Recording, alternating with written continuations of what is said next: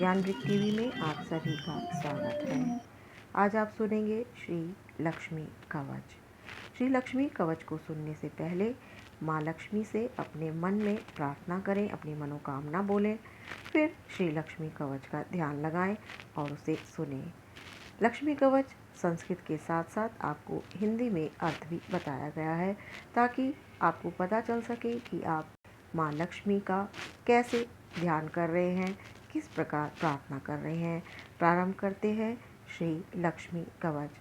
ओम श्री मधुसूदन उवाच गृहाण कवचम शक्रः सर्वदुःख विनाशनम परमेश्वर्यजनकं सर्वशत्रुविमर्दनं ब्रह्मणे च पुरादत्तं संसारे च जलप्लुते यद्धृत्वा जगतां श्रेष्ठः सर्वेश्वरे आयुतो विधिः बभूर्वमन्वः सर्वे सर्वेश्वर्ययुतौ यतः सर्वैश्वर्यप्रदस्यास्य कवचस्य श्रीऋषिविधैः पंक्तिश्च छन्दश्च सादेवै स्वयं पद्मालयासुरः सिद्धेश्वर्यजपेष्वेव विनियोगः प्रकीर्तितः यत् धृत्वा कवचं लोकः सर्वत्र विजयी भवेत्।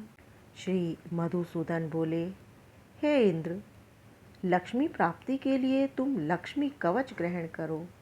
यह समस्त दुखों का विनाशक है, परम ऐश्वर्य के उत्पादक है और संपूर्ण शत्रुओं का मर्दन करने वाला है। पूर्व काल में जब सारा संसार जलमग्न हो गया था, उस समय मैंने इसे ब्रह्मा को दिया था, जिसे धारण करके ब्रह्मा त्रिलोकी में श्रेष्ठ और संपूर्ण ऐश्वर्यों के भागी हुए थे। देवराज, इस सर्व ऐश्वर्यप्रद कवच के ब्रह्म ऋषि हैं, पंक्ति छंद है, स्वयं पद्मालय लक्ष्मी देवी हैं और सिद्ध ऐश्वर्य के जपों से इसका विनियोग कहा गया है। इस कवच के धारण करने से लोग सब जगह विजयी होते हैं। कवच पाठः मस्तकं पातु मे पद्मा, कंठं पातु हरिप्रिया, नासिकां पातु मे लक्ष्मीः, कमला पातु लोचनं, केशान् केशवकान्ता च कपालं कमलालया, जगत्प्रसूर्गगण्डयुग्म स्कन्धं सम्प्रतप्रदा सदा। ॐ श्रीं कमलवासिन्यै स्वाहा, पृष्ठं सदावतु। ॐ श्रीं पद्मललाय स्वाहा, वक्षः सदावतु। पातु श्रीर्मम कंकालं वहायुग्म च ते नमः।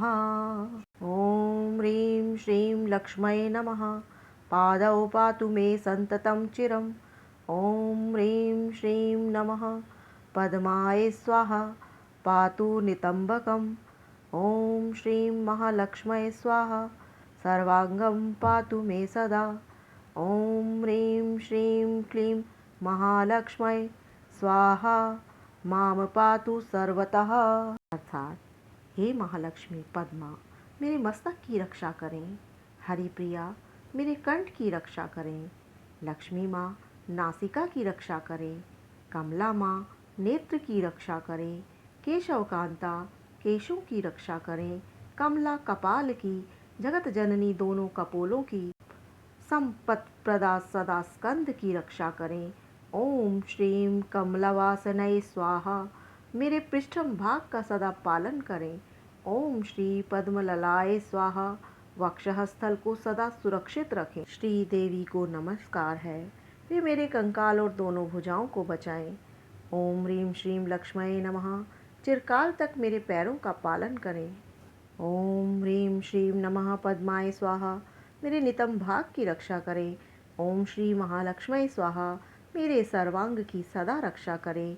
ओम ह्रीं श्रीं क्लीं महालक्ष्मये स्वाहा, सब ओर से सदा मेरा पालन करें, मेरी रक्षा करें। फलश्रुति इति ते कथितं वत्सः, सर्वसम्पत्करं परं सर्वैश्वर्यप्रदं नाम कवचं परमद्भुतं, गुरुमभ्यर्च्य विधिवत् कवचं शर्येत्तु यः, कण्ठे वा दक्षिणे बाहुं स सर्वविजयी भवेत्। महालक्ष्मीर्गृहं तस्य न जहाति कदाचन, तस्य छाया एव सततं सा च जन्मनि जन्मनि इदं कवचं ज्ञात्वा भजै लक्ष्मीं समुन्दधि शतलक्ष्मी प्रजप्तोऽपि न मंत्रसिद्धिदायकः।